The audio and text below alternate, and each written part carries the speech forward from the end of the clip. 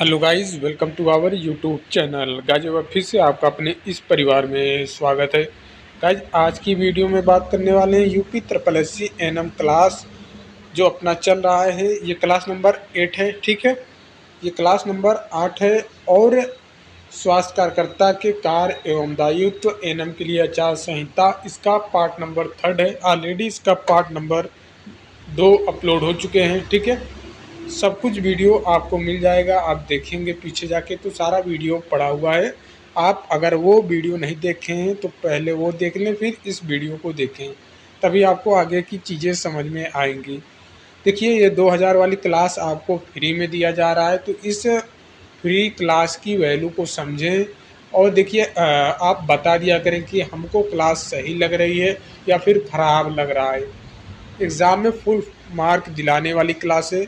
Exam में पूरा पूरा मार्क्स आने वाला है। जो भी टॉपिक हम करवा रहे हैं आपके सिलेबस के अनुसार, ठीक है। 38 टॉपिक दिया है, बारी बारी से हर एक टॉपिक की थियरी, हर एक टॉपिक की theory plus MCQ plus previous year paper लेके चल रहे हैं।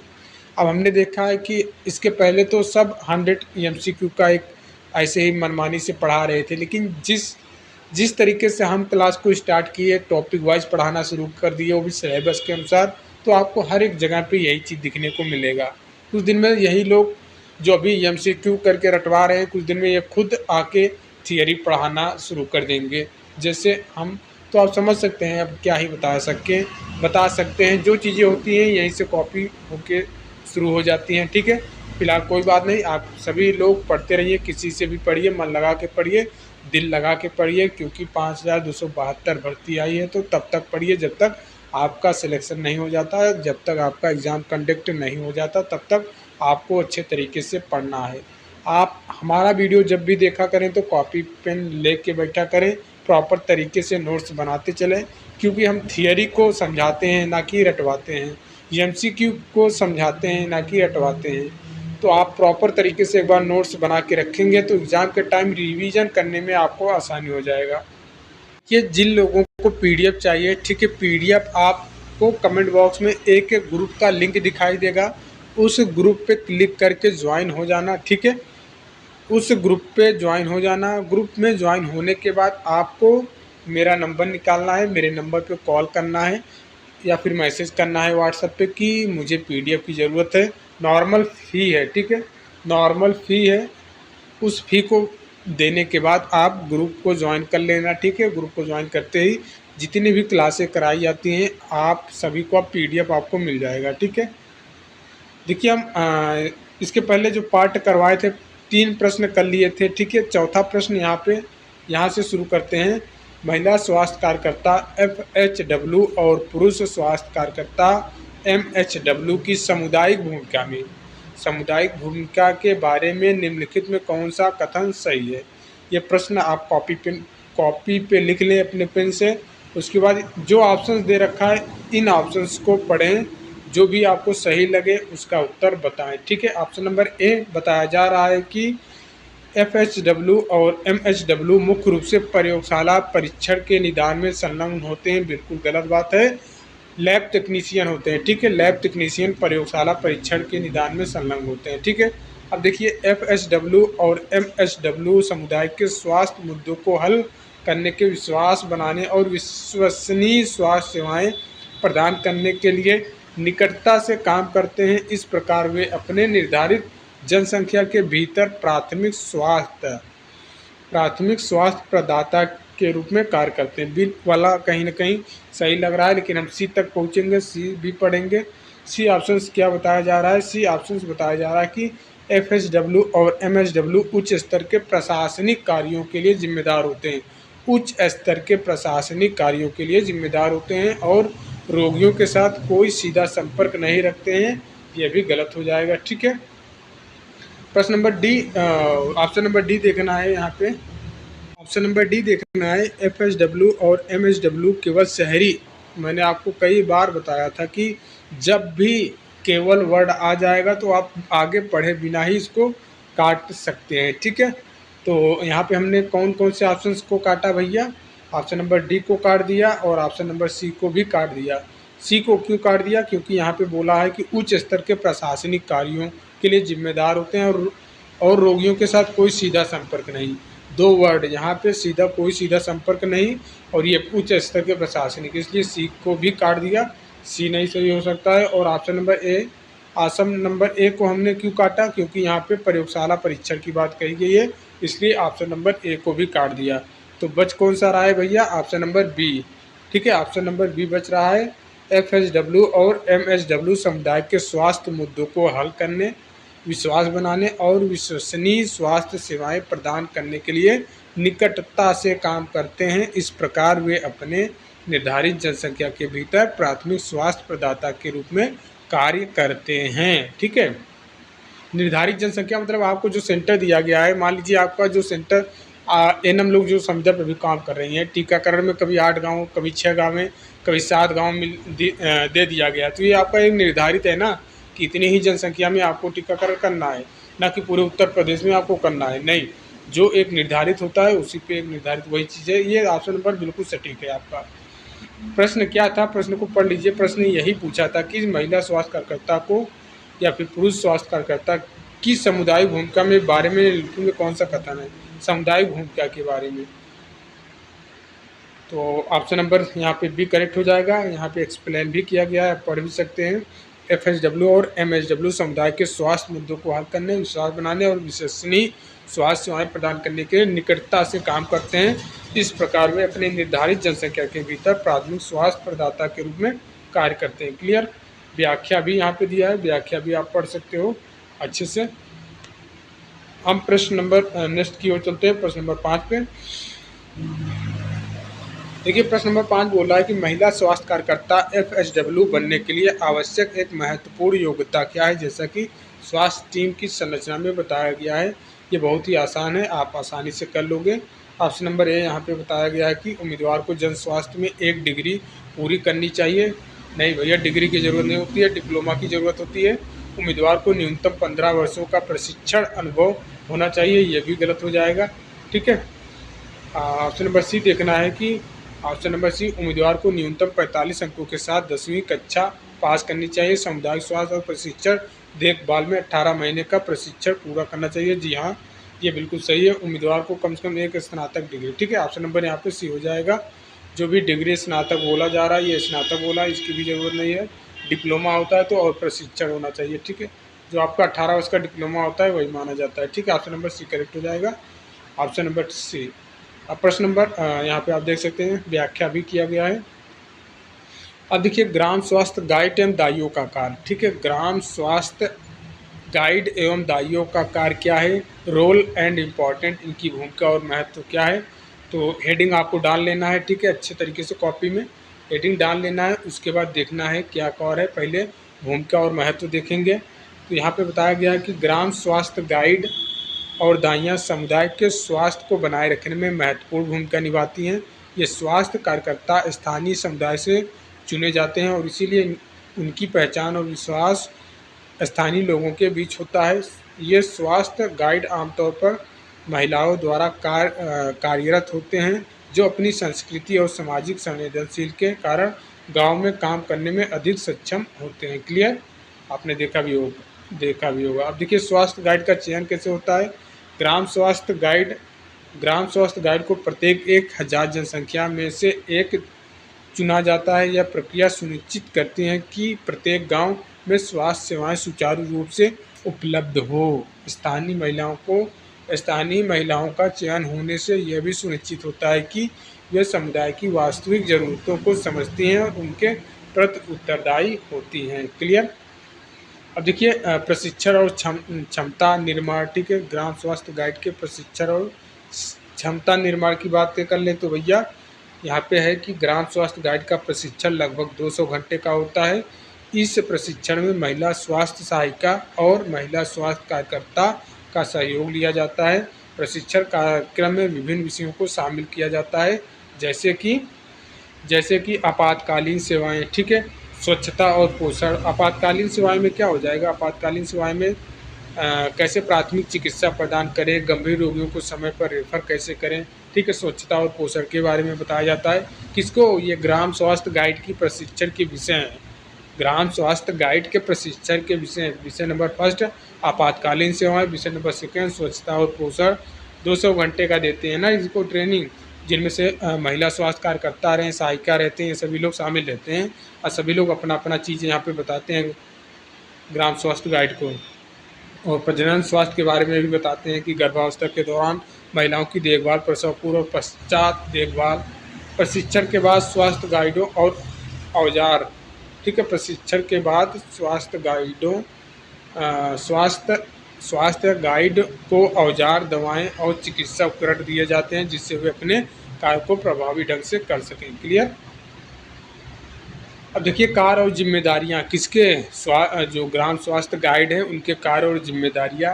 पहला इमरजेंसी, जो अभी अपने शॉर्टकट में देखा, इमरजेंसी सेवाएं, आपातकालीन सेवाएं। स्वास्थ्य गाइड आपातकालीन स्थितियों में समुदाय को त्वरित चिकित्सा सेवाएं प्रदान करती हैं। वे गंभीर रूप से बीमार व्यक्तियों को उपकेंद्र या अन्य स्वास्थ्य संस्थानों में सही समय पर भेजने का कार्य करती हैं। यह त्वरित प्रतिक्रिया जीवन और मृत्यु के बीच का अंतर बना सकती है। अब दूसरा पॉइंट, इधर आपने पूरा हेडिंग देखा ना, ये यहाँ पे आपने देखा ये। अब इसके बारे में हम डिटेल 1 2 ठीक है 3, ये 3 और ये, अब उसी के बारे में हम डिटेल में पढ़ रहे हैं। जैसे यहाँ की पहला हो गया आपातकालीन सेवाएं, आपातकालीन सेवाएं आपने देख लिया। अब पोषण कार्यक्रम के बारे में देखेंगे, पोषण कार्यक्रम के बारे में देखेंगे, ठीक है।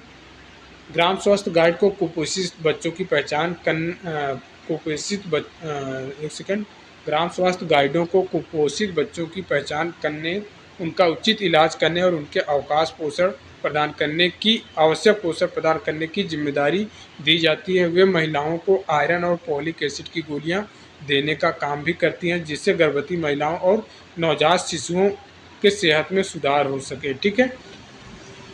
अब देखिए नेक्स्ट पॉइंट, प्रजनन स्वास्थ्य देखभाल। प्रजनन स्वास्थ्य देखभाल किस प्रकार से करती हैं ग्राम स्वास्थ्य गाइड? गर्भावस्था के दौरान स्वास्थ्य गाइड महिलाओं की देखभाल करती हैं, अनचाहे गर्भ से बचाव के उपाय बताती हैं और चिकित्सीय गर्भ समापन सेवाएं प्रदान करती हैं। वे प्रसव के समय स्वच्छता पर ध्यान देने और टीकाकरण कार्यक्रमों को सुनिश्चित करने में मदद करती हैं, ठीक है। ये हो गया आपका प्रजनन स्वास्थ्य देखभाल में ग्राम स्वास्थ्य गाइड की भूमिका। अब चौथे पॉइंट में देखिए, बच्चों की देखभाल किस प्रकार से ग्राम स्वास्थ्य गाइड करती हैं? स्वास्थ्य गाइड नवजात शिशुओं की देखभाल करती हैं, यह सुनिश्चित करती हैं कि सभी बच्चों का समय पर टीकाकरण हो और एनीमिया से बचाव के उपाय सुझाती हैं। उनका उद्देश्य 6 जानलेवा बीमारियों से बच्चों को सुरक्षा करना होता है, ठीक है। पांचवा काम क्या है इनका ग्राम स्वास्थ्य गाइड का? रिकॉर्ड और रिपोर्टिंग। ग्राम स्वास्थ्य गाइड को गर्भवती महिलाओं और बच्चों और परिवार नियोजन के मामलों का रिकॉर्ड रखने की आवश्यकता होती है। यह डेटा समुदाय के स्वास्थ्य संबंधी आवश्यकताओं को समझने और भविष्य के स्वास्थ्य कार्यक्रमों को योजना बनाने में मदद करता है, ठीक है। रिकॉर्ड और रिपोर्टिंग ये बहुत ही इंपॉर्टेंट होता है, ये तो सभी स्वास्थ्य कार्यकर्ता का कार्य होता है, ठीक है, ना कि ग्राम स्वास्थ्य। अब देखिए सामुदायिक स्वास्थ्य में समग्रता, जो ग्राम स्वास्थ्य गाइड है इनका सामुदायिक स्वास्थ्य में क्या समग्रता होती है इस चीज़ को समझेंगे।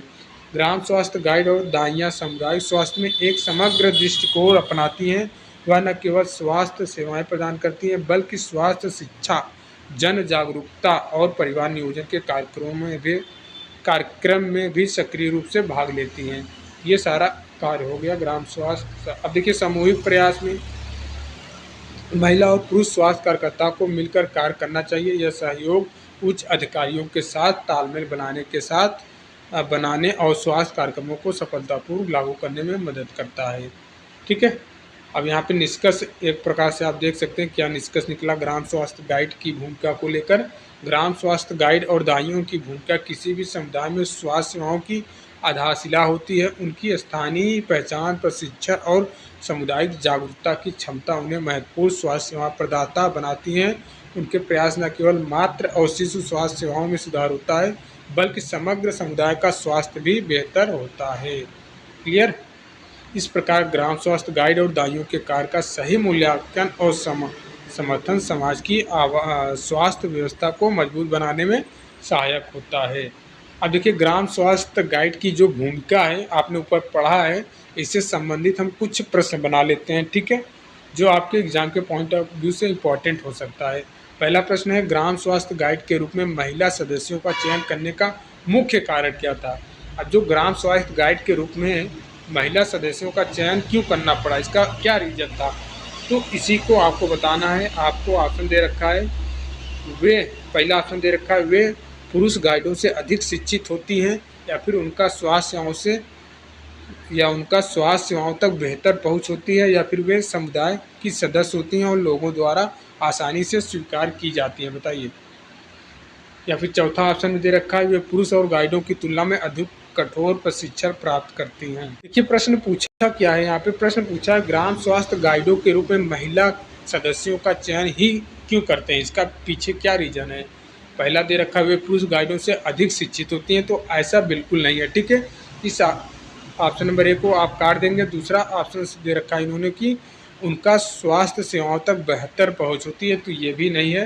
तीसरा पूछा है कि वे समुदाय की सदस्य होती हैं, हाँ जी हाँ, वे समुदाय की सदस्य होती हैं और लोगों द्वारा आसानी से स्वीकार की जाती हैं, ठीक है, ये आपका करेक्ट हो जाएगा ऑप्शन नंबर थर्ड, ठीक है, बाकी गलत है। यहाँ पे आप देख सकते हैं स्पष्टीकरण भी दिया गया है।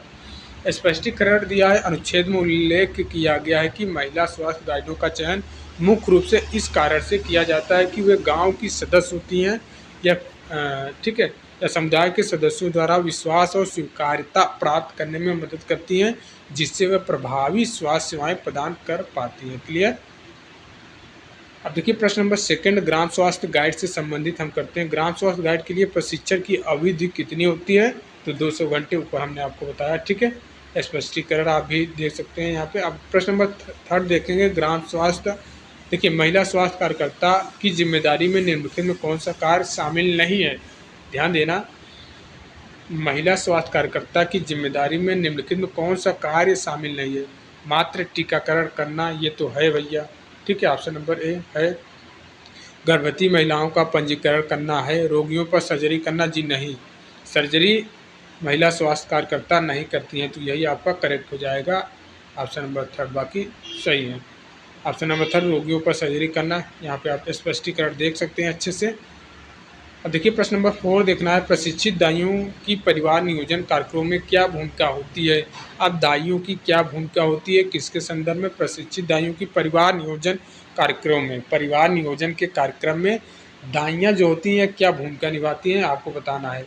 वे परिवार नियोजन सर्जरी करती हैं, वो परिवार नियोजन सर्जरी करती हैं, नहीं ऐसा नहीं है। वे परिवार नियोजन के लिए प्रचार और समर्थन करती हैं, जी हाँ, ये आपका करेक्ट हो जाएगा।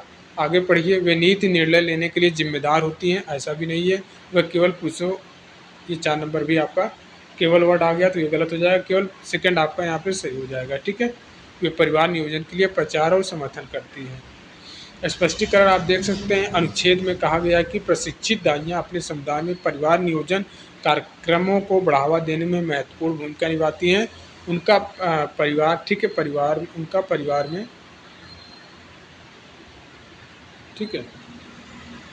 अब देखिए प्रश्न नंबर 5 देखना है, पाठ के अनुसार बच्चों के लिए स्वास्थ्य देखभाल का मुख्य ध्यान क्या है। जो ऊपर आपने थियरी पढ़ा है उसी के अनुसार उत्तर देना है। यहाँ पे पहला दिया है कि शैक्षिक समर्थन प्रदान करना, 6 जानलेवा बीमारियों से रोकथाम उपचार करना, जी हाँ, ऊपर हमने आपको थियरी में बताया है, तो आप यही सही हो जाएगा, ठीक है।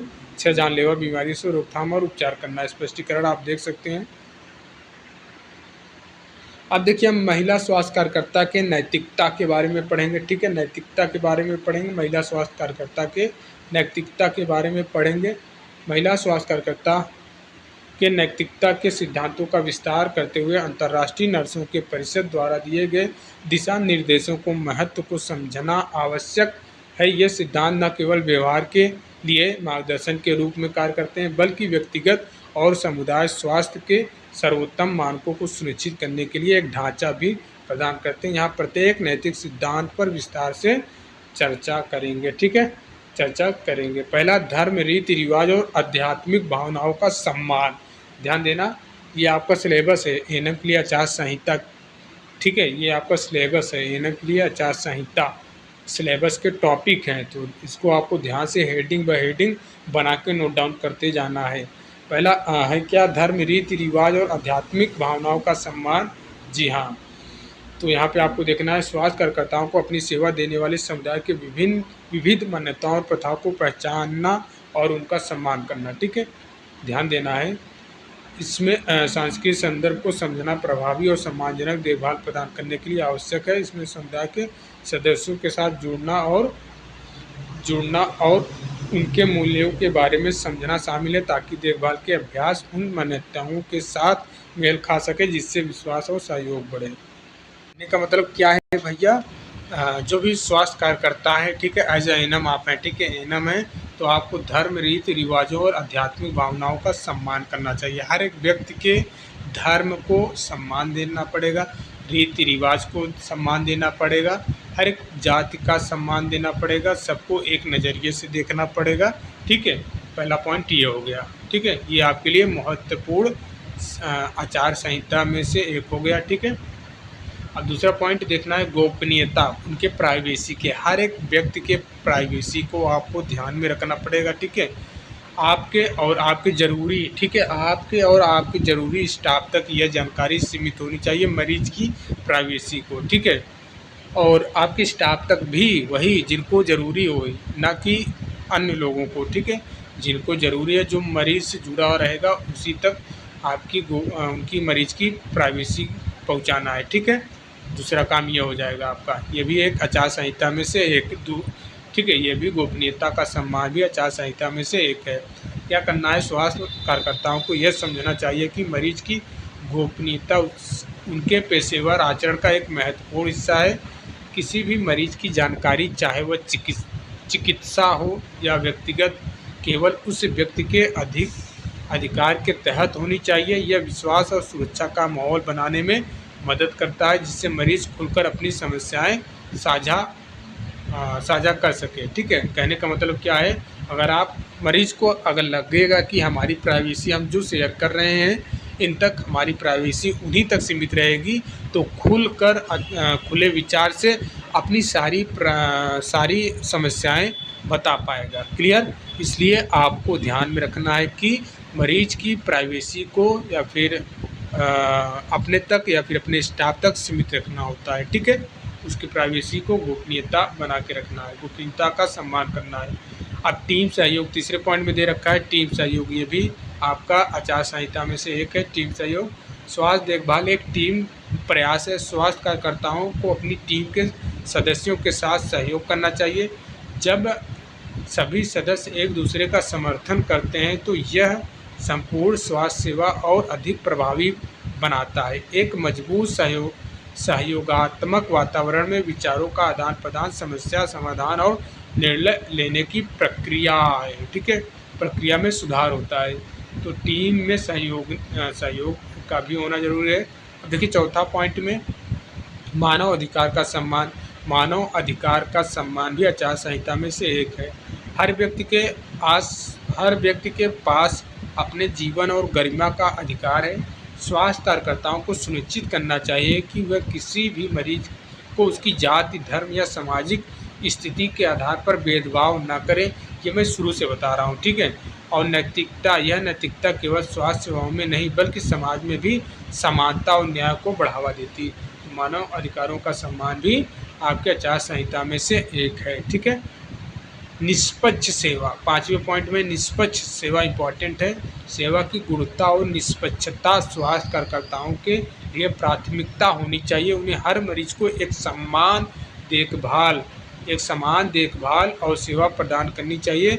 इससे समाज में विश्वास और संतोष का वातावरण बनता है कि नहीं, यहाँ पे हम जाएंगे तो भैया एक नज़रिए से हमको देखा जाएगा, जो दूसरों की सेवाएं दी जा रही है उसी प्रकार हमें भी वो सेवाएं मिलेंगी। ठीक है, देखिए अनुकरणीय आचरण। ठीक है, अनुकरणीय आचरण क्या है, स्वास्थ्य कार्यकर्ताओं को अपने व्यक्तिगत आचरण को पेशेवर मानकों के अनुसार रखना चाहिए। ठीक है, इसका मतलब है कि उन्हें सदैव अच्छे व्यवहार, स्वच्छता और सकारात्मक पॉजिटिविटी का प्रदर्शन करना चाहिए। वे अपने कार्य के माध्यम से दूसरे के लिए एक उदाहरण प्रस्तुत करते हैं। जो आप करेंगे, ठीक है, वो एक दूसरे के एग्जाम्पल के रूप में प्रदर्शित होता है। ठीक है, इसलिए आपको स्वच्छता और अच्छा व्यवहार दिखाना पड़ेगा, तभी तो लोग फॉलो करेंगे। आप एज ए स्वास्थ्यकर्ता या एज ए एनएम आप खुद अच्छा व्यवहार या स्वच्छता नहीं रखोगे तो कैसे दूसरा कोई करेगा भैया, या फिर आपके समुदाय में जो लोग हैं कैसे फॉलो करेंगे आपको। तो पहले आपको अच्छे व्यवहार और स्वच्छता और पॉजिटिविटी का प्रदर्शन करना पड़ेगा, ठीक है। पहले खुद को अच्छा व्यवहार और स्वच्छता और सकारात्मक सोच के साथ प्रदर्शन करना पड़ेगा लोगों में, तब तो लोग आपकी बातों को फॉलो करेंगे या फिर आपको फॉलो करेंगे। ये चीज़ है। अपने कार्य के माध्यम से दूसरों के लिए एक उदाहरण प्रस्तुत करते हैं जो न केवल उनके पेशेवर जीवन को प्रभावित करता है बल्कि उनके व्यक्तिगत जीवन में भी महत्वपूर्ण होता है, ठीक है।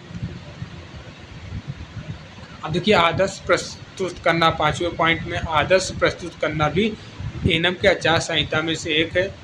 एक स्वास्थ्य कार्यकर्ता को अपने जीवन में उन आदर्शों का पालन करना चाहिए जिन्हें वे दूसरों को सिखाते हैं। इससे न केवल उनकी आत्मसम्मान में वृद्धि होती है बल्कि उस समुदाय में एक सकारात्मक छवि बनाते हैं, ठीक है।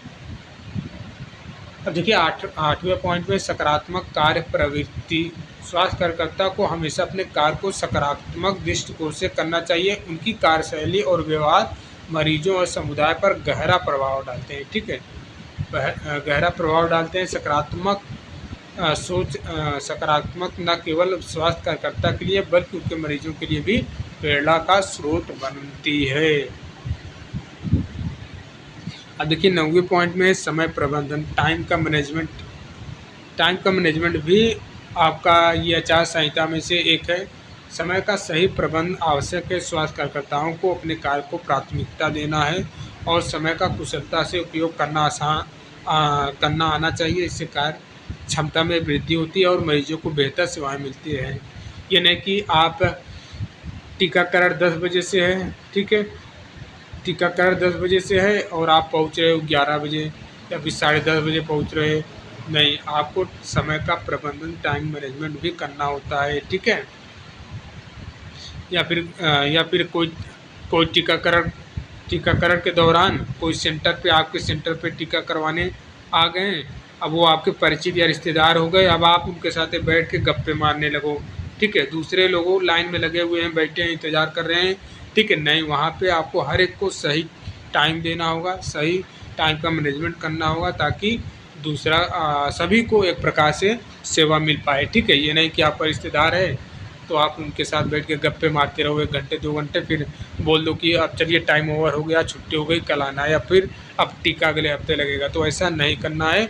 हर एक को उतना ही टाइम दें जितना निर्धारित किया गया है, चाहे वो आपका रिश्तेदार हो, चाहे जो भी हो, ठीक है।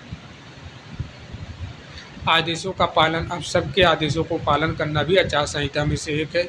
आदेशों का पालन, स्वास्थ्य कार्यकर्ता को अपने सीनियर्स के आदेशों का पालन करते समय विनम्रता और शालीनता का ध्यान रखना चाहिए। यह पेशेवर अनुशासन और सामंजस्यपूर्ण कार्य वातावरण को बनाए रखने में मदद करता है। क्लियर। आदेशों का पालन। 11वां पॉइंट में क्या है, सम्मान और आभार भी आचार संहिता में से एक है। स्वास्थ्य कार्यकर्ता को अपने समुदाय के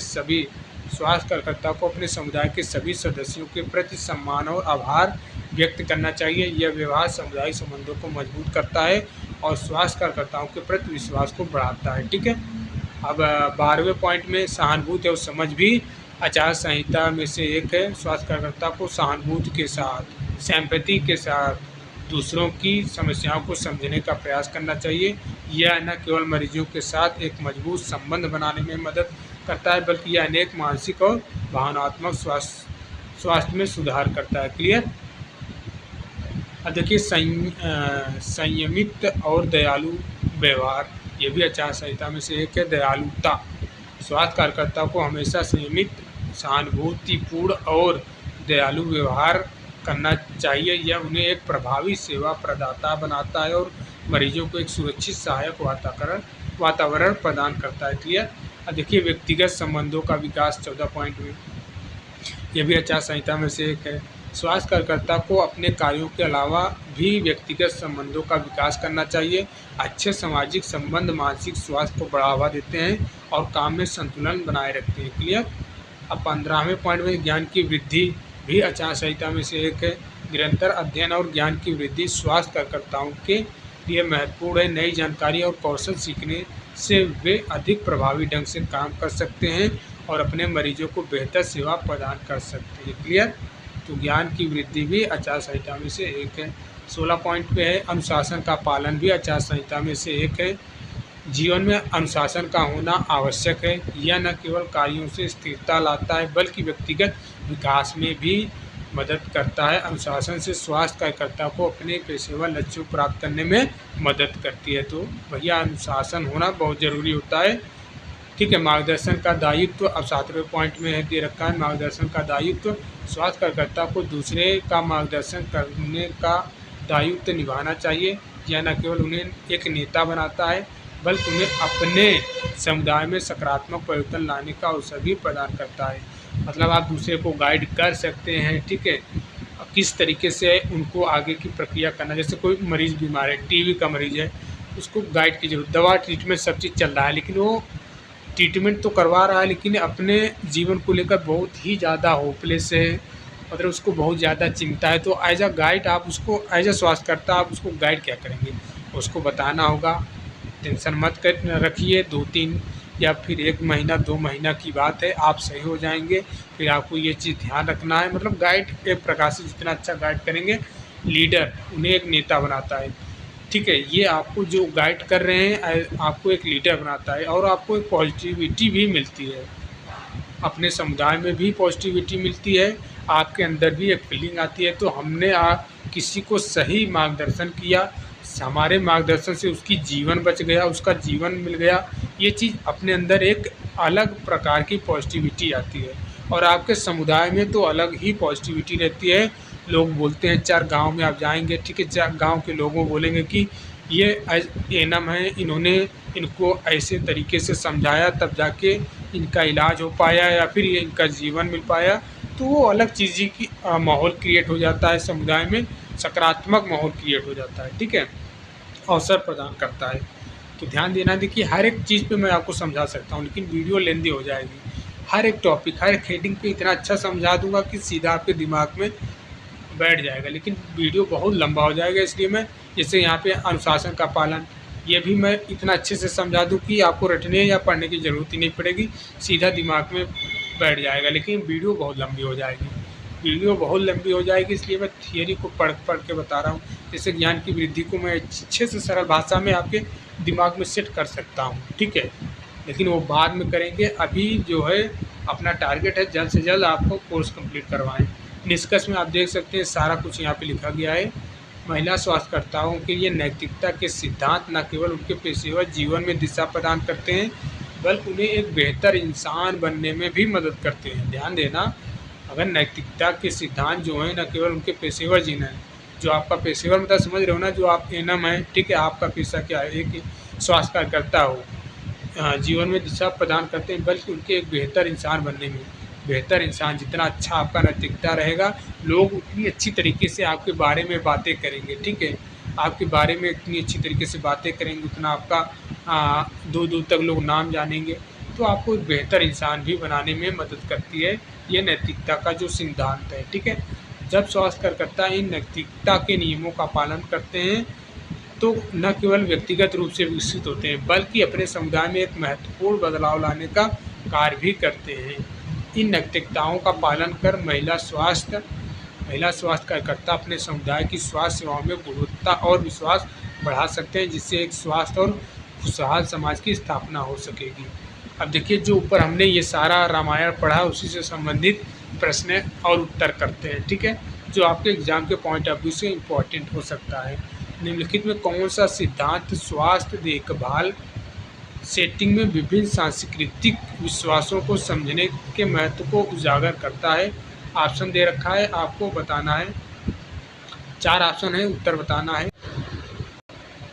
4 ऑप्शन में से कौन सा उत्तर हो जाएगा? प्रश्न है, निम्नलिखित में कौन सा सिद्धांत स्वास्थ्य देखभाल सेटिंग में विभिन्न सांस्कृतिक विश्वासों को समझने के महत्व को उजागर करता है?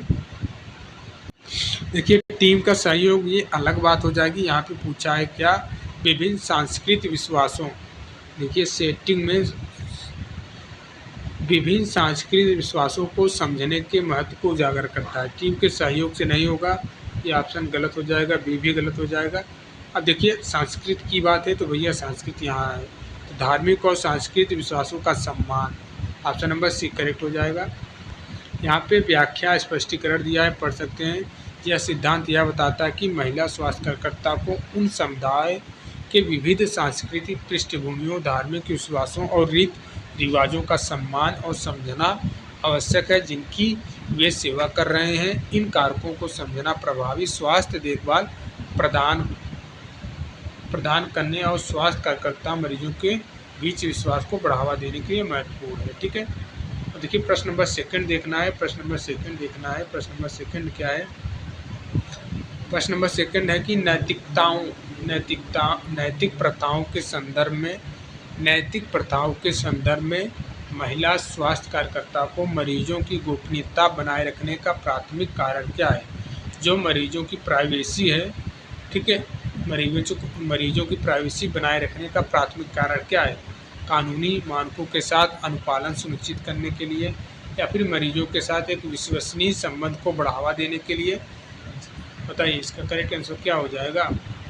ये 4 ऑप्शन है, बताना है आपको चारों ऑप्शन में। मुझे तो क्या लग रहा है कि भैया ऑप्शन नंबर भी करेक्ट हो जाएगा। मरीजों के साथ एक विश्वसनीय संबंध को बढ़ावा देने के लिए, अगर उसकी प्राइवेसी सेफ रहेगी तो उसमें विश्वास आएगा। ठीक है, उसमें कौन विश्वास रहेगा, ट्रस्ट रहेगा कि हम इनके पास जा रहे हैं ट्रीटमेंट करवाने के लिए, हमारी प्राइवेसी यहाँ पे सेफ रहेगी। संचार बाधाओं, ये गलत हो जाएगा। ठीक है, स्वास्थ्य पेशेवर को बीच टीमर को सुविधा, ये भी गलत हो जाएगा। ऑप्शन नंबर बी करेक्ट हो जाएगा। क्लियर, देख लीजिए ऑप्शन नंबर बी करेक्ट हो गया। स्पष्टीकरण में भी आप देख सकते हैं, जब कानूनी अनुपालन महत्वपूर्ण है, मरीजों को गोपनीयता बनाए रखने का प्राथमिक कारण स्वास्थ्य कार्यकर्ताओं और मरीजों के बीच विश्वास का निर्माण और बनाए रखना है। विश्वास मरीजों को संवेदनशील जानकारी साझा करने के लिए प्रोत्साहित करता है, जो प्रभावी निदान और उपचार के लिए आवश्यक है। प्रश्न नंबर थर्ड देखना है, नैतिकता के संदर्भ में महिला स्वास्थ्य कार्यकर्ताओं की प्रति मरीजों की सम्मान सेवा देने की जिम्मेदारी को सबसे अच्छा कौन सा कथन व्यक्त करता है? आपको लिख लेना है, ये सारा प्रश्न लिख लेना है। नैतिकता के संदर्भ में महिला स्वास्थ्य कार्यकर्ताओं की प्रति मरीजों की समान सेवा देने की जिम्मेदारी को सबसे अच्छा कौन सा कथन व्यक्त करता है? मतलब नैतिकता के संदर्भ में जो स्वास्थ्य कार्यकर्ता हैं या फिर एएनएम हैं, ये मरीजों को समान सेवा देने की जिम्मेदारी को सबसे अच्छा कौन सा कथन व्यक्त करता है? स्वास्थ्य देखभाल को सामाजिक वर्ग और आर्थिक स्थिति के आधार पर प्राथमिकता दी जानी चाहिए, या फिर बी सभी मरीजों को उनकी चिकित्सा आपातता के आधार पर देखभाल प्राप्त करनी चाहिए, या फिर आगे देख लीजिए सेवा वितरण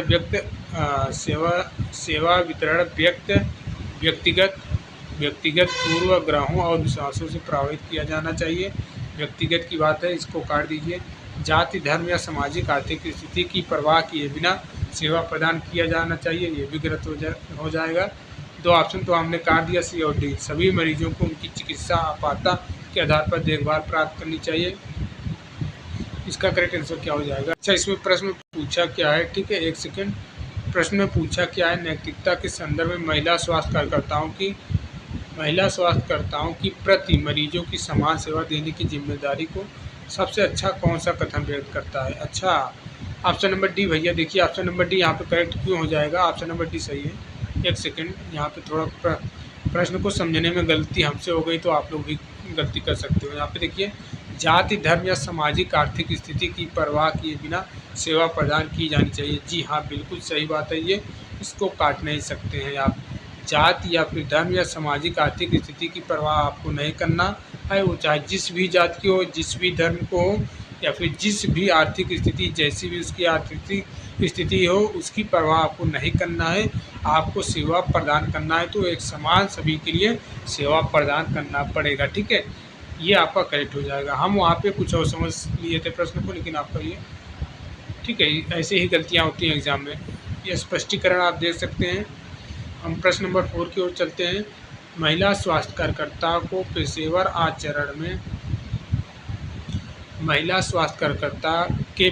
आचरण में अनुशासन की भूमिका क्या है? ऑप्शन नंबर ए, उनके पेशेवर संबंधों में कठोरता लाता है, या देखभाल की गुणवत्ता और व्यक्तिगत विकास की निरंतरता सुनिश्चित करता है, या उनके कार्य में व्यक्तिगत विश्वासों को व्यक्त करने की क्षमता को सीमित करता है, या ऑप्शन डी, यह स्वास्थ्य देखभाल टीम के भीतर एक, ठीक है, ऑप्शन नंबर डी क्या बोल रहा है, एक पदानुक्रमित, ठीक है, पदानुक्रमित ढांचे को बढ़ावा देता है। बताइए करेक्ट क्या। ये प्रश्न को एक बार और पढ़ना पड़ेगा, लेंदी प्रश्न है, ऑप्शंस भी लेंदी है, अच्छे प्रश्न है, लेवल के, ठीक है। महिला स्वास्थ्य कार्यकर्ताओं के पेशेवर आचरण में अनुशासन की क्या भूमिका है। ऑप्शन नंबर बी देखिए, यह देखभाल की गुणवत्ता और व्यक्तिगत विकास की निरंतरता सुनिश्चित करता है, ये सही हो जाएगा। बाकी कठोरता लाना ये नहीं होगा, गलत हो जाएगा, ठीक है,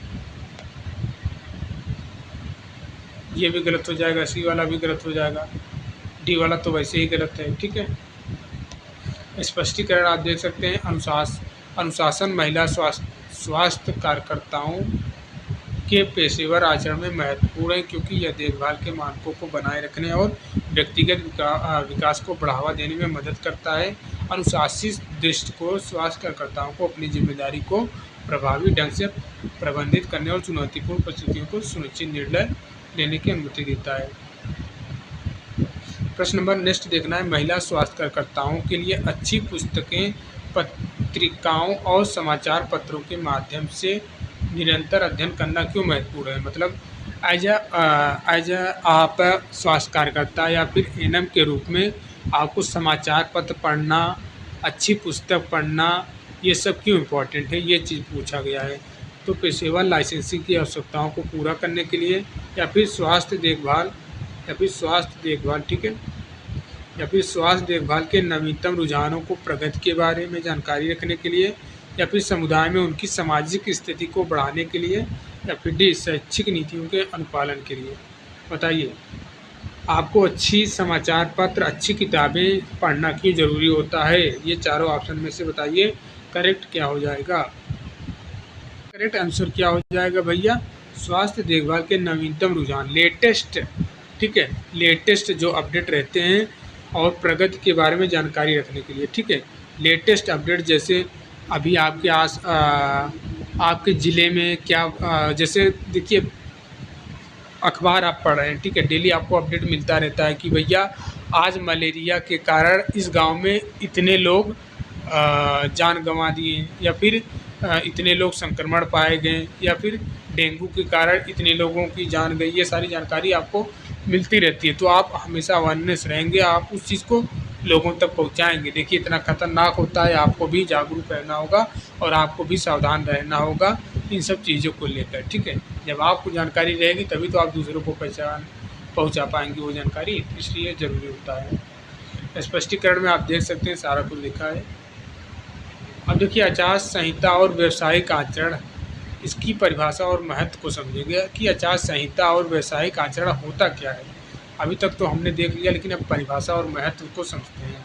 आचार संहिता, जिसे आमतौर पर व्यावसायिक आचरण का नियम भी कहा जाता है, नर्सों को उनके कार्यों में मार्गदर्शन करने के लिए एक संरचना प्रदान करती है। यह उन नैतिक सिद्धांतों और मानकों को परिभाषित करता है जिन्हें नर्सों को अपने कार्यों और पेशेवर जीवन में अपनाना चाहिए। आचार संहिता का उद्देश्य नर्सों के कार्यों को समाज के प्रति जवाबदेह बनाना, साथ ही रोगियों के प्रति सम्मान और समर्पण सुनिश्चित करना है, ठीक है। अब देखिए दूसरे पॉइंट में देखना है आचार संहिता के मुख्य तत्व। पहला तत्व क्या है भैया, रोगी के अधिकारों का सम्मान, जैसा हमने आपको ऊपर बता दिया। नर्सों को यह सुनिश्चित करना चाहिए कि वह रोगी के अधिकारों का सम्मान करें, जिससे उनकी गोपनीयता, आत्मसम्मान और व्यक्तिगत निर्णय लेने की स्वतंत्रता शामिल है। गैर भेदभाव, किसी प्रकार का भेदभाव नहीं करना है। नर्सों को सभी रोगियों को बिना किसी भेदभाव के सम्मान और निष्पक्ष देखभाल प्रदान करनी चाहिए, चाहे वह जाति, धर्म, लिंग या सामाजिक आर्थिक स्थिति की परवाह किए बिना हो। तीसरे पॉइंट में देना है पेशेवर ज्ञान और कौशल। नर्सों को कार्य केवल देखभाल करने के सीमित नहीं, उन्हें अपने क्षेत्र में नवीनतम जानकारी और कौशल के साथ आधारित रहना चाहिए ताकि वे उच्चतम स्तर की देखभाल प्रदान कर सकें, ठीक है। अब देखिए टीम कार्य, नर्स स्वास्थ्य देखभाल टीम का एक महत्वपूर्ण हिस्सा है और उन्हें सहयोगात्मक ढंग से कार्य करना चाहिए। नर्सों को अपने सहकर्मियों के प्रति सम्मान और समर्थन प्रकट करना चाहिए ताकि वे एक सकारात्मक कार्य वातावरण का निर्माण कर सकें। तो ये सारे क्या हैं? ये सारे क्या हैं भैया? ये सारे आचार संहिता के मुख्य तत्व हैं। पहला, रोगियों के अधिकारों का सम्मान। दूसरा, गैर भेदभाव। तीसरा, पेशेवर ज्ञान और कौशल। चौथा, टीम कार्य। ठीक है। पांचवा, पारदर्शिता और जिम्मेदारी। नर्सों को क्या करना होता है? नर्सों को अपने कार्यों और निर्णयों के लिए जिम्मेदार होना चाहिए। उन्हें रोगियों को उनकी देखभाल के बारे में पूरी जानकारी प्रदान करनी चाहिए ताकि वे अपने स्वास्थ्य के बारे में सुनिश्चित निर्णय ले सकें। ठीक है। अब देखिए, हम पढ़ने वाले आचार संहिता का कार्यान्वयन, किस प्रकार से इनका कार्यान्वयन किया जाता है। तो पहला हो गया प्रशिक्षण और शिक्षा। क्या? प्रशिक्षण और शिक्षा। ठीक है। नर्सिंग पाठ्यक्रमों में आचार संहिता और व्यावसायिक आचरण का विशेष रूप से अध्ययन कराया जाता है। यह नर्सों को उनके कार्यों के नैतिक पहलुओं के बारे में जागरूकता करता है। निरंतर शिक्षा, लगातार शिक्षा। नर्सों को पेशेवर विकास और निरंतर शिक्षा के लिए प्रोत्साहित किया जाना चाहिए। सेमिनार, कार्यशालाएं, ऑनलाइन पाठ्यक्रम उन्हें नवीनतम चिकित्सा ज्ञान और कौशल में अद्यतित रखने में मदद करता है। अब देखिए, नीतियों का पालन। तीसरे, सभी नर्सों को भारतीय नर्सिंग परिषद द्वारा निर्धारित नीतियों का पालन करना आवश्यक है। यह नीतियाँ नर्सिंग पेशे की मान्यता और नैतिकता को बनाए रखने में सहायक होती हैं। चौथे पॉइंट में देखना है व्यावसायिक आचरण और नैतिक दायित्व। जो व्यावसायिक आचरण हैं और नैतिक दायित्व हैं, उन सबको डिटेल में डिस्कस करेंगे। पहले में पॉइंट में दे रखा है नैतिकता का महत्व क्या है। ठीक है। नैतिकता का महत्व क्या है? व्यावसायिक आचरण में नैतिकता का एक महत्वपूर्ण, ध्यान देना है, व्यावसायिक आचरण में नैतिकता का एक महत्वपूर्ण स्थान है। नर्सों को न केवल तकनीकी कौशल में सक्षम होना चाहिए बल्कि उन्हें नैतिक निर्णय लेने की क्षमता होनी चाहिए। ठीक है। नैतिक निर्णय लेने की क्षमता भी होनी चाहिए। 4.2 में देखना है दयालुता और सहानुभूति। नर्सिंग में नर्सिंग दयालुता और सहानुभूति होना अत्यंत आवश्यक है। नर्सिंग में दयालुता होना चाहिए। ठीक है। यह नहीं कि आप बहुत खड़ूस हो, कोई मरीज आपके सामने आ गया और वो इतना गिड़गिड़ा रहा है और आप में कोई दया नहीं है और उसको आप भगा दो। किस लिए भगा दो? क्योंकि आपकी ड्यूटी ख़त्म हो गई, आप घर जा रहे हो। आप बोल दो नहीं, आप कल आना, मेरी ड्यूटी समाप्त हो गई है, हम तुम्हारी किसी प्रकार की मदद नहीं कर पाएंगे। ये भावना नहीं रखना है। आपको दयालुता दिखाना होगा। दयालुता आपके अंदर होनी चाहिए और सिंपैथी का भी होना आवश्यक है। ठीक है। रोगियों की देखभाल करते समय इन भावनाओं और मनोदासना को समझना चाहिए। अब देखिए, रोगी केंद्रित देखभाल। नर्सों को रोगी केंद्रित दृष्टिकोण अपनाना चाहिए जिसमें रोगियों की प्राथमिकता और ज़रूरतों, ठीक है, प्राथमिकता और ज़रूरतों को प्राथमिकता दी जाती है। यह दृष्टिकोण देखभाल की गुणवत्ता को बढ़ाता है। निष्कर्ष देख लीजिए, आचार संहिता और व्यावसायिक आचरण नर्सिंग पेशेवर का आधार है। यह नर्सों का एक नैतिक मार्गदर्शिका प्रदान करता है जिससे न केवल अपने पेशेवर कर्तव्यों को, देखिए आप ये पढ़ लीजिएगा निष्कर्ष। ठीक है। अब प्रश्न हम कर लेंगे। देखिए, टोटल 20 प्रश्न हैं, फटाफट हम कर लेते हैं। नर्सिंग आचार संहिता से संबंधित या फिर एएनएम के आचार संहिता से संबंधित 20 इम्पॉर्टेंट प्रश्न हैं। 20 इम्पॉर्टेंट प्रश्न हैं, 20 इम्पॉर्टेंट एमसीक्यू हैं। हम सब कुछ यहाँ पे डिटेल में डिस्कस करेंगे। ठीक है। पहला प्रश्न आपको दिखाई दे रहा होगा, नर्सिंग आचार संहिता में या फिर नर्सिंग आचार संहिता का मुख्य उद्देश्य क्या है। ऑप्शन दे रखा है, ए नर्सों का अधिकार लाभ देना, या फिर बी रोगियों के अधिकारों का सम्मान करना, या फिर सी नर्सों का उच्च वेतन दिलाना, या फिर नर्सिंग पेशे की गरिमा को बढ़ाना। बताइए। अगर ऊपर थियरी आपने अच्छे से पढ़ा है तो भैया कोई दिक्कत नहीं, इसका correct answer option number B हो जाएगा। यहाँ पे आप देख सकते हैं व्याख्या भी किया गया है, व्याख्या आप पढ़ते जाइए, हम एमसीक्यू डायरेक्ट करेंगे। ठीक है। ऑलरेडी वीडियो बहुत लंबी हो गई है। प्रश्न नंबर 2 बताना है, आचार संहिता में गोपनीयता का क्या महत्व है, प्राइवेसी का क्या महत्व है। यह रोगी की व्यक्तिगत जानकारी को साझा करने की अनुमति देती है, या फिर यह रोगी, अरे यार अनुमति काहे देगी, यह रोगी की जानकारी को सुरक्षित रखने के लिए नर्सों की जिम्मेदारी को दर्शाती है, या फिर सी यह नर्सों को रोगियों के संबंध में निर्णय लेने का अधिकार देता है, या फिर डी यह केवल प्रशासनिक दस्तावेज के लिए लागू होता है। केवल वर्ड आ गया तो ऐसे ही काट देंगे, हम आपको पहले ही बताएं। इसका करेक्ट आंसर क्या हो जाएगा? इसका correct answer option number B हो जाएगा। ठीक है, बी। यहाँ पे स्पष्टीकरण दिया गया है, पढ़ सकते हो व्याख्या। प्रश्न नंबर थर्ड देखना है। प्रश्न नंबर थर्ड देखना है, नर्स को किस स्थिति में रोगी को गोपनीयता का उल्लंघन करने की अनुमति है? नर्स को किस स्थिति में रोगी की गोपनीयता का उल्लंघन करने की अनुमति है? ऑप्शन दे रखा है, ए जब रोगी खुद इस पर सहमत हो, ऑप्शन बी जब चिकित्सा आपातकाल हो, जब चिकित्सीय आपातकाल हो, सी जब कोई अन्य नर्स जानकारी मांगती है, या फिर डी जब परिवार सदस्य जानकारी मांगते हैं। बहुत ही बढ़िया प्रश्न है। इसका करेक्ट आंसर क्या हो जाएगा? देखिए, इसका right answer option number B हो जाएगा। जब भी कोई इमरजेंसी हो तब वहाँ पे उनके प्राइवेसी का उल्लंघन करने की अनुमति है नर्स को, ठीक है।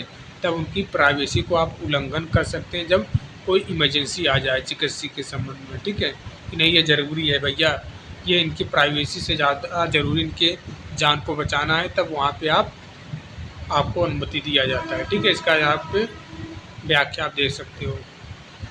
प्रश्न नंबर 4 देखना है, रोगी केंद्रित देखभाल का अर्थ क्या है? रोगी केंद्रित देखभाल का अर्थ क्या है? ऑप्शन दे रखा है, बताइए। 4 ऑप्शन है। रोगी का ध्यान केवल रोगी के शारीरिक स्वास्थ्य पर, या फिर बी रोगी की प्राथमिक आवश्यकताओं जरूरतों को। इसका करेक्ट आंसर क्या हो जाएगा? देखिए, इसका right answer option number B हो जाएगा, ठीक है। ऑप्शन नंबर बी इसका करेक्ट हो जाएगा। रोगी की प्राथमिकताओं और ज़रूरतों को ध्यान में रखते हुए देखभाल करना, ठीक है। व्याख्या आप देख सकते हो, रोगी केंद्र देखभाल में नर्सों रोगियों की, आप व्याख्या देख लिया करें, ठीक है। ये व्याख्या है, नोट्स बनाते जाएं, ठीक है। एक एक प्रश्न का नोट्स बनाएं ताकि आपके दिमाग में चीज़ें बैठ जाएं। प्रश्न नंबर सेकंड नेक्स्ट देखना है, आचार संहिता का पालन करने में सबसे बड़ा चुनौती क्या है? नर्सों की कार्य क्षमता को बढ़ाना, समाज में नर्सों की छवि को सुधारना, भेदभाव रहित देखभाल प्रदान करना, या फिर डी नर्सों की व्यक्तिगत मान्यताओं को नज़रअंदाज करना। इसका correct answer option number D हो जाएगा, ठीक है। Option number D. प्रश्न नंबर सेकंड देखना है, नर्सों को किन स्थितियों में अपने सहकर्मियों के प्रति सम्मान दिखाना चाहिए? ठीक है, ऑप्शन दे रखा है, ए केवल जब सहकर्मी उच्च पद पर हो, सभी पेशेवर संबंधों में केवल आवश्यकता अनुसार, केवल वर्ड आपको काट देना है फटाफट, ठीक है। अब जो बच रहा है उसको देखिए। सी पेशेवर संबंध में, सभी पेशेवर संबंध में, हाँ जी हाँ, इसका भी करेक्ट हो जाएगा, ठीक है, सभी पेशेवर संबंधों में। प्रश्न नंबर 7 देखना है।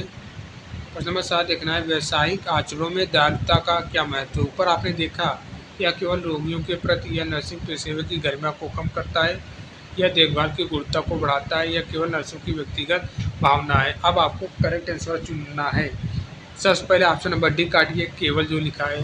दूसरा ये भी काट दीजिए, केवल जहाँ जहाँ लिखा है उसको काटते जाइए। ए भी काट दिया, डी भी काट दिया। यह नर्सिंग पेशेवर की गरिमा को कम करता है, यह भी गलत हो जाएगा, ठीक है। बच कौन सा रहा है? ये, ठीक है, option number C. Option number C correct हो जाएगा, ठीक है।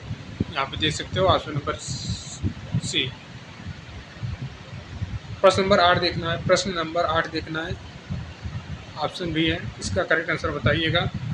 किस प्रकार की जानकारी का नर्सों को गोपनीय रखना चाहिए? केवल वित्तीय जानकारी, केवल चिकित्सा इतिहास, सभी व्यक्तिगत जानकारी, या फिर केवल संपर्क जानकारी? केवल काटते जाइए, एक केवल, दो केवल, ठीक है। ये डी वाला भी 3 केवल, ये इसका करेक्ट सी वाला करेक्ट हो जाएगा इसका आंसर, ठीक है। नर्सों को रोगियों की सभी व्यक्तिगत जानकारी को गोपनीय रखना चाहिए, जिसमें चिकित्सा, वित्तीय और व्यक्तिगत विवरण शामिल है।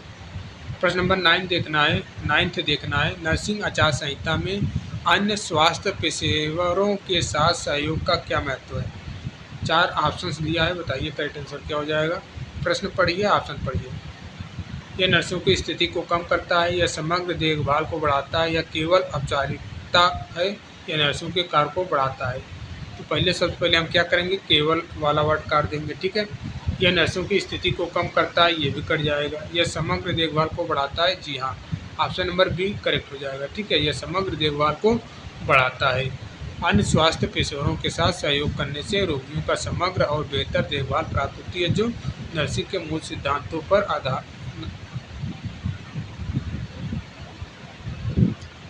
ठीक है, ये व्याख्या आप दे सकते हैं यहाँ पे। प्रश्न नंबर 10 देखना है। 4 ऑप्शन आपको दिखाई दे रहा होगा।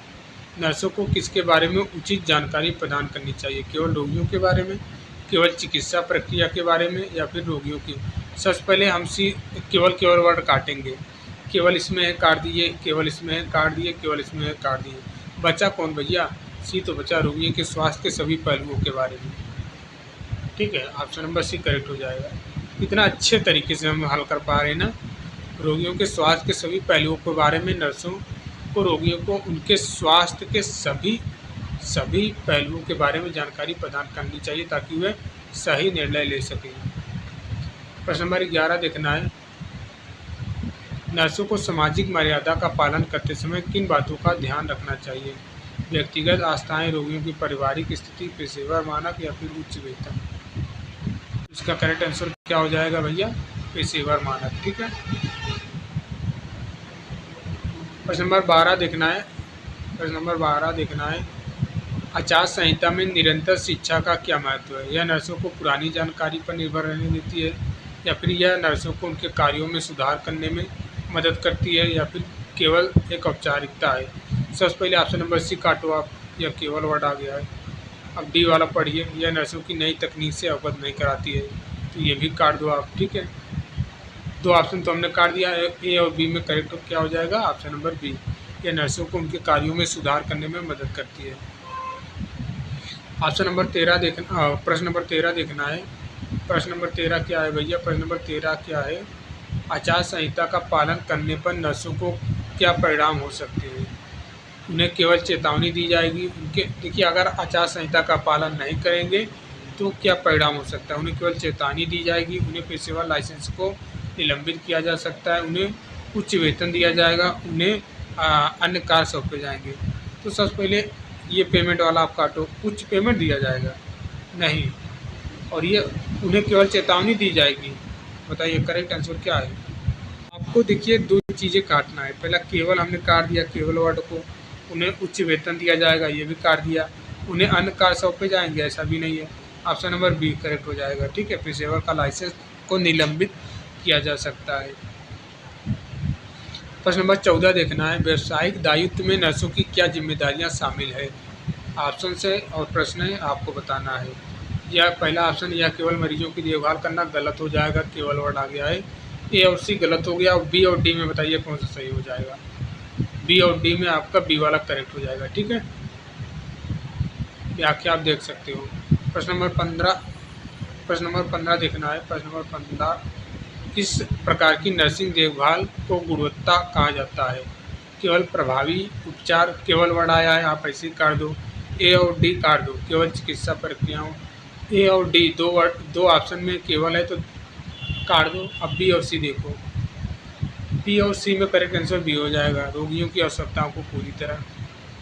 अब देखिए, नर्सिंग आचार संहिता के अंतर्गत सांस्कृतिक संवेदनशील का क्या महत्व है? ऑप्शन पढ़िए। ऑप्शन ए में केवल है, आप काट दो। ठीक है,